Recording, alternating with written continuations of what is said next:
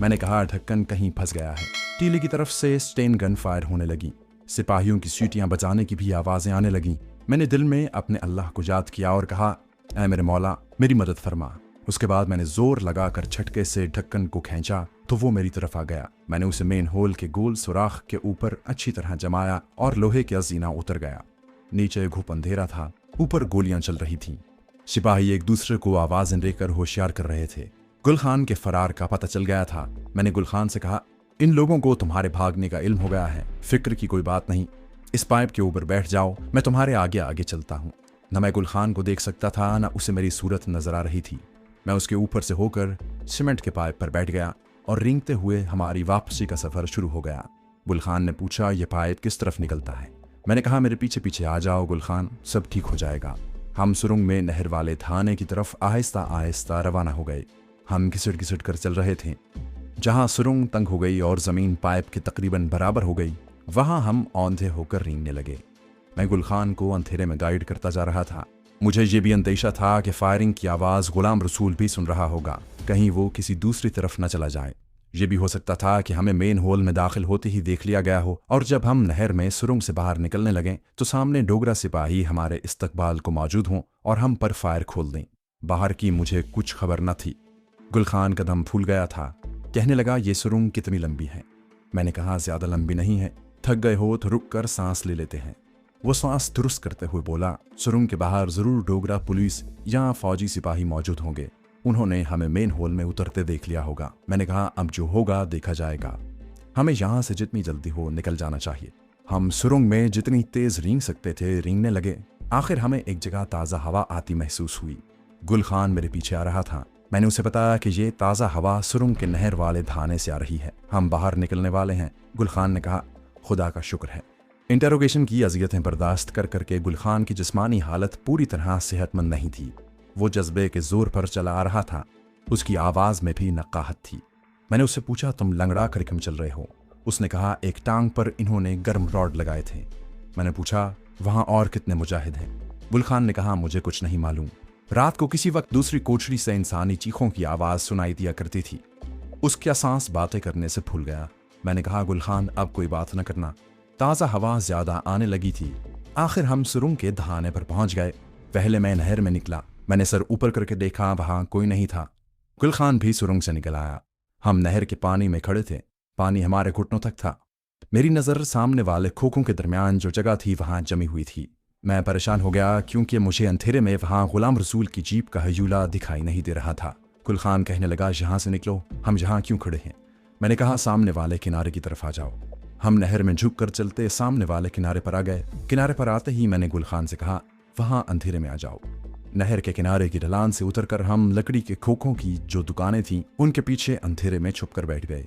मैं बेचैनी से इधर उधर देख रहा था। गुल खान बोला, वो आदमी नहीं आया क्या?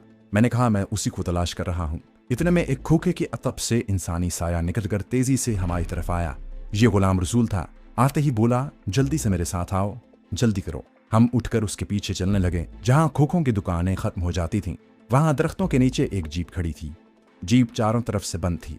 गुलाम रसूल ने तरपाल उठाकर कहा, अंदर बैठ जाओ। हम दोनों जीप में घुसकर बैठ गए।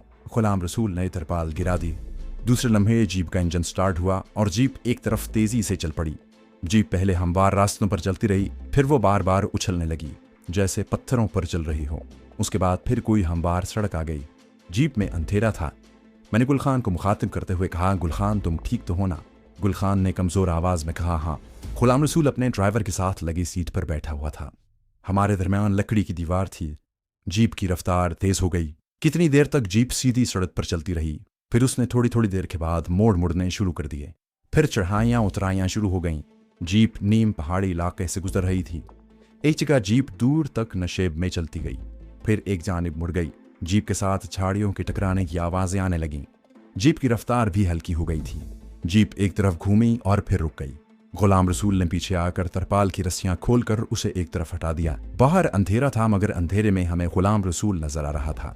वो बोला, आ जाओ। मैं जीप से नीचे कूदा, फिर गुल खान को सहारा देकर नीचे उतारा। गुलाम रसूल ने गुल खान से कहा, तुम हमारे बहादुर मुजाहिद हो गुल खान, फिक्र न करो, अब तुम अपने आदमियों में हो। हम तुम्हें बहुत जल्द सेहतमंद कर देंगे। मैंने ऊपर देखा, दरख्तों के दरमियान से आसमान पर चमकते हुए सितारे नजर आ रहे थे। गुलाम रसूल हमें लेकर दरख्तों में तरफ चलने लगा। मैंने उसे बताया कि जब मैं मेन होल में दाखिल होने लगा था तो वहाँ ज़बरदस्त फायरिंग शुरू हो गई थी। गुलाम रसूल बोला, फायरिंग की आवाज़ मैंने भी सुनी थी, इसलिए मैं जीप वहाँ से निकाल कर दूसरी जगह ले गया था, मगर खुदा का शुक्र है कि तुम्हें मेन होल में दाखिल होते किसी ने नहीं देखा। मैंने कहा, मेरा ख्याल भी यही है कि मुझे किसी ने नहीं देखा था। गुलाम रसूल कहने लगा, ख्याल क्या है? तुम्हें अगर उन्होंने मेन होल में दाखिल होते देख लिया होता तो तुम दोनों में से कोई भी जिंदा ना होता। गुलाम रसूल कुछ देर खामोश रहने के बाद कहने लगा, ये तो तय है कि बुल खान के फरार होने का सबको पता चल गया है और इसी वक्त जम्मू शहर की स्पेशल पुलिस और मिलिट्री इंटेलिजेंस ने सारे इलाके को घेरे में ले लिया होगा और बुल खान की तलाशी शुरू हो गई होगी, मगर जहां तुम लोग महफूज होगे। मैंने कहा, क्या हम किसी खास खुफिया ठिकाने पर जा रहे हैं? गुलाम रसूल ने कहा, यही समझ लो। गुल खान मेरे कांधे पर हाथ रखकर आहिस्ता आहिस्ता हमारे साथ ही चल रहा था। उसने मुझसे जल्दी से मेरे निकलने के बाद की बातें शुरू कर दी। कहने लगा, जब तुम्हें इन लोगों ने अपने जाल में फंसाकर अमृतसर जेल की तरफ रवाना किया था तो उसके फौरन बाद उस मुतासिर मुसलमान खुदा बख्श के घर पर छापा मारा कि वो एक पाकिस्तानी जासूस को कहाँ से लेकर उनके तरबेती सेंटर में भर्ती कराने आ गया था। रहीम बख्श ने अपनी जान बचाने के लिए मेरा नाम ले दिया कि मेरे पास गुल खान उस नौजवान को लेकर आया था। पुलिस ने मेरे हाथ छापा मारा और मुझे गिरफ्तार करके लाल किले में ले गई। बस कुछ न पूछो, उसके बाद जो तशद्दुद और गैर इंसानी अजियतों का दौर शुरू हुआ है, मगर मैंने भी जबान न खोली। गुलाम रसूल कहने लगा, हमारे हर हुर्रियत पसंद मुजाहिद की यही शान है कि अगर वो पकड़ा जाए तो मौत को हंसी खुशी गले लगा लेता है, मगर अपने किसी साथी का नाम और अपने हाइड आउट का पता नहीं बताता। गुल खान ने कहा, मुझे इस इंटरोगेशन सेंटर में ही पता लग गया था कि एक पाकिस्तानी जासूस अमृतसर जेल से फरार हो गया है। मैंने जब सुना कि इस जासूस को दिल्ली से पकड़ कर लाया गया तो मैं फौरन समझ गया कि ये तुम ही हो। मुझे खुशी हुई थी कि कम से कम तुम्हें भारतीय दरिंदों के तशद्दुद से तो निजात मिली। चांद निकल आया था। ये पूरा चांद नहीं था, उसकी रोशनी भी चौदहवीं के चांद जैसी नहीं थी, फिर भी इतनी चांदनी ज़रूर थी कि हमें आसपास की झाड़ियाँ और दरख्त और टीले नजर आने लगे थे। मैं और गुल खान आहिस्ता आहिस्ता बातें करते जा रहे थे। उसने मेरे कंधे का सहारा लिया हुआ था। मुजाहिद गुलाम रसूल जरा आगे चल रहा था। एक हम नशेब में उतरे। ये एक घाटी थी। आगे थोड़ी सी खुली जमीन आ गई। जहां मैंने ऊंची नीची पत्थरों की ठेरियां देखी तो समझ गया कि ये कोई वीरान कब्रिस्तान है। आगे आए तो कब्रों पर झुकी हुई 2-4 सलीबें नजर आईं। गुलाम रसूल ने बताया कि ये ईसाइयों का बहुत पुराना कब्रिस्तान है। 15-20 कब्रें ही इधर उधर बनी हुई थी। कई कब्रों के ऊपर से पत्थर हटे हुए थे और गड्ढे पड़ गए थे। लगता था कि इस कब्रिस्तान में अब कोई अपने मुर्दे दफनाने नहीं आता। गुलाम रसूल एक दीवार के पीछे हो गया। दीवार पर मैंने जंगली बेल चढ़ी हुई देखी। वो दीवार के पीछे जाकर रुक गया। हम भी रुक गए। यहाँ झाड़ियों के दरमियान एक कब्र पर सलीब लगी हुई थी। आधी सलीब जंगली सरकंडों में छुप गई थी। गुलाम रसूल ने मुझसे पूछा, मेरे साथ उस पत्थर की सिल को उठाओ। कब्र के ऊपर पत्थर की एक चौड़ी सलीब पड़ी थी। हमने मिलकर सिल को हटा दिया। नीचे कब्र का गड़ा था। गुलाम रसूल गड्ढे में उतर गया। कहने लगा, तुम भी नीचे आ जाओ। फीकी चांदनी में गुलाम रसूल कब्र के गड्ढे में जैसे गायब हो गया। पहले मैं कब्र में उतरा, उसके बाद मैंने गुल खान को सहारा देकर गड्ढे में उतार लिया। हमने दीवार के नीचे देखा। वहां गुलाम रसूल अंधेरे में बैठा दरख्त की कटी हुई शाखों को इधर उधर हटा रहा था। जहां कब्र के पहलू में झाड़ियों की शाखें हटाने से एक शगाफ नजर पड़ा। गुलाम रसूल इसमें दाखिल हो गया। मैं और गुल खान भी झुककर शगाफ में दाखिल हो गए। अंदर जाकर मैं हैरान रह गया। कब्र के पहलू में यहाँ एक दालान था जिसमें बाकायदा सुतून लगे हुए थे। दालान में ताज़ा हवा भी आ रही थी। फर्श पर खुश्क घास बिछी हुई थी। गुलाम रसूल ने मोमबत्ती रोशन कर दी। कोने में एक मटका रखा था जिसके ढक्कन के ऊपर प्लास्टिक का डोंगा पड़ा था। हम खुश्क घास पर बैठ गए। गुलाम रसूल कहने लगा, ये जगह कुछ अरसा पहले हमारी खुफिया कमीनगाह हुआ करती थी। कल मैंने इसे साफ वगैरह करवा कर ताज़ा पानी का मटका भी रखवा दिया था। गुल खान लेट गया था। हमने उसकी टांग का जख्म देखा। वहां सलाख सुर्ख करके लगाई गई थी। जख्म खराब हो रहा था। गुलाम रसूल ने कहा, मैं जख्म पर लगाने के लिए दवाई और पट्टियां लेकर आऊंगा। तुम लोग दिन के वक्त यहाँ छुपे रहोगे। बाहर निकलना हो तो सिर्फ रात के वक्त निकलना, और वो भी बड़ी एहतियात के साथ। गुल खान के फरार के बाद इंटेलिजेंस के आदमी सारे शहर में फैल जाएंगे। हो सकता है कि कोई आदमी इस तरफ भी आ निकले। अब मैं चलता हूँ। जहाँ हमने एक तरफ ताज़ा हवा का बंदोबस्त कर रखा है। मैं दिन निकलने के बाद किसी वक्त आऊँगा। गुलाम रसूल चला गया। जाते हुए वो कब्र के ऊपर पत्थर की सिल डाल गया। मैं और गुल खान कुछ देर तक बैठे बातें करते रहे। गुल खान की टांग का जख्म दर्द कर रहा था, मगर वो एक सरफरोश कमांडो की तरह दर्द को बर्दाश्त किए हुए था। मोमबत्ती आहिस्ता आहिस्ता जल रही थी। गुलाम रसूल हमारे पास 2-4 फालतू मोमबत्तियां और एक माचिस भी छोड़ गया था। हमने मोमबत्ती जलती रहने दी और थकन के मारे सो गए।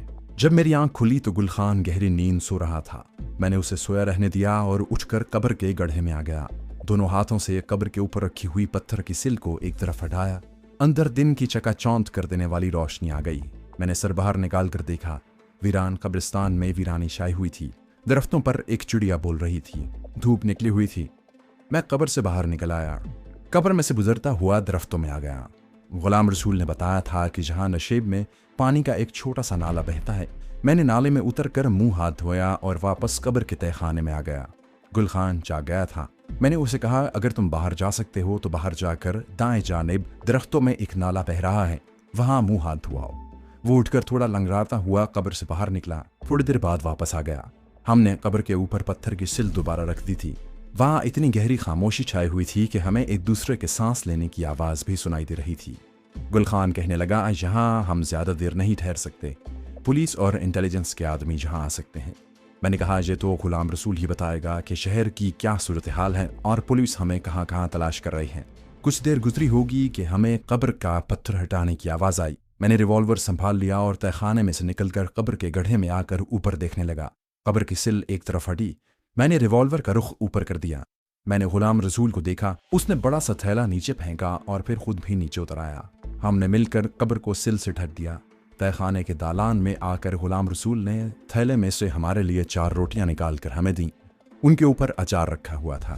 फिर स्पिरिट की छोटी बोतल निकालकर गुल खान के जख्म को साफ करके उसके ऊपर पट्टी बांध दी और उसके बाद हम अचार के साथ रोटी खाने लगे।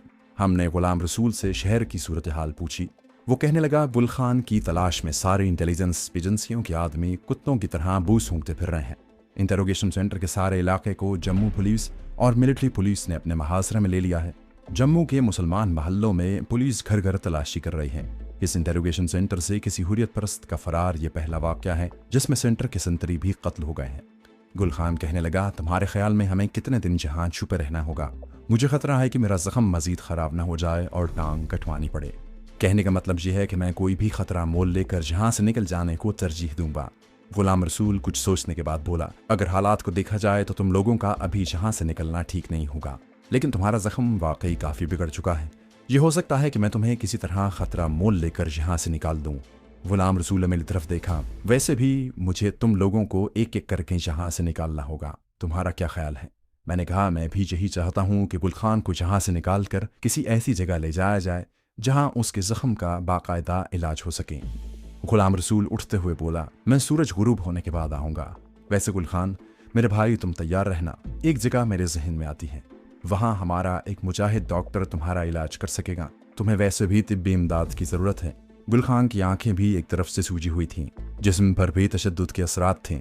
गुलाम रसूल चला गया। हम दोनों ने सारा दिन कब्र के तहखाने में गुजार दिया। सिर्फ एक मरतबा बारी बारी करके कब्र से बाहर निकले और थोड़ी देर के बाद फिर वापस कब्र में उतर गए। हम कब्र के तहखाने में घास पर लेटे रहे। हमारी आंखें छत वाले सुराख पर लगी रहीं। जब उस सुराख में आती दिन की रोशनी मांद पड़ने लगी तो मैंने गुल खान से कहा, गुल खान, शाम हो रही है। कुछ वक्फे के बाद सुराख की रोशनी गायब हो गई। बाहर सूरज गुरूब हो गया था। हम गुलाम रसूल का इंतजार करने लगे। मेरी घड़ी ने जब रात के 8 बजाए तो कब्र के पत्थर हटाने की आवाज़ आई। मैंने कहा, गुलाम रसूल आ गया है। फिर भी मैंने रिवॉल्वर हाथ में ले लिया और कब्र के गड्ढे में आ गया। गुल खान ने जलती हुई मोमबत्ती के आगे हाथ इस तरह कर लिया कि आधे तहखाने में अंधेरा हो गया, मगर ये गुलाम रसूल ही था। वो आते ही बोला, मैंने गुल खान का बंदोबस्त कर लिया है। मैंने पूछा, कोई महफूज जगह है ना? गुलाम रसूल बोला, बिल्कुल महफूज जगह है। जहाँ से 15-20 मील दूर है, वहाँ हमारे एक मुजाहिद की गाँव में छोटी सी डिस्पेंसरी है। वो गुल खान को अपने घर में छुपाकर उसका इलाज करेगा। गुल खान, मेरे साथ आ जाओ। गुल खान गर्मजोशी के साथ मुझसे गले मिला। कहने लगा, जिंदगी रही तो जहाद कश्मीर के किसी महाज पर फिर मिलेंगे। अगर शहीद हो गए तो अगले जहान में मुलाकात होगी।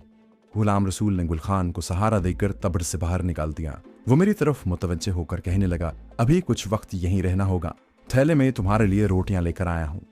दिन के वक्त यहाँ से बाहर मत निकलना। गुल खान को लेकर गुलाम रसूल चला गया। कब्र बंद हो गई। मैं कब्र के तहखाने में आकर बैठ गया।